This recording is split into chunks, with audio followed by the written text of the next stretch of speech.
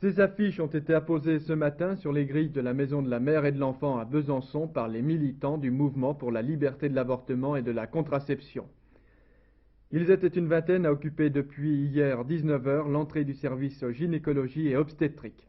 À 10h45 ce matin, les forces de police les ont fait évacuer à la demande du directeur et du conseil d'administration de l'hôpital qui estimaient que le travail du service était entravé.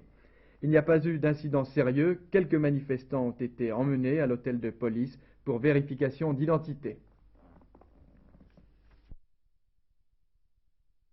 Elle est venue et nous l'avons accompagnée. Je pense que là, il y a une différence essentielle, n'est-ce pas? Elle est venue demander au docteur Colette de l'avorter, puisqu'il est gynécologue. Elle avait un certificat d'un médecin généraliste qui l'avait examiné.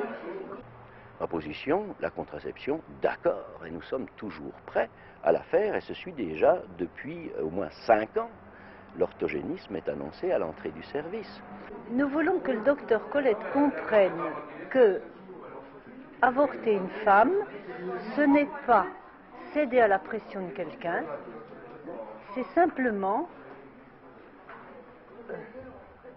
répondre à la demande d'une femme qui est libre de décider de sa maternité. Si la santé de cette femme est gravement compromise, nous prendrons la décision de l'avorter pour la protéger, cette santé.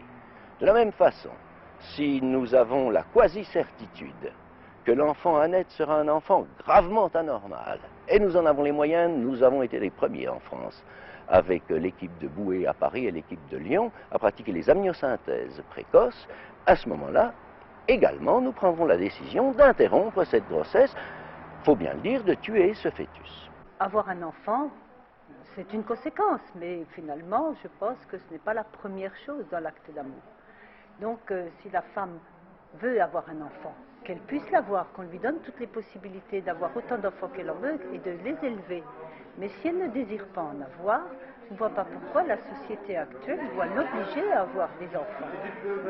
Et elle doit l'obliger à avoir, elle doit les élever avec beaucoup de difficultés. Et on ne lui demande pas son avis. Et c'est ça que nous voudrions faire changer. Nous voudrions qu'il y ait une autre loi qui permette aux femmes d'avoir des enfants quand elles en veulent, autant qu'elles en veulent et si elles en veulent. Je ne vais pas prendre une décision à 10 h du soir sous la pression des événements, quand même pas, même s'il y avait des matraques.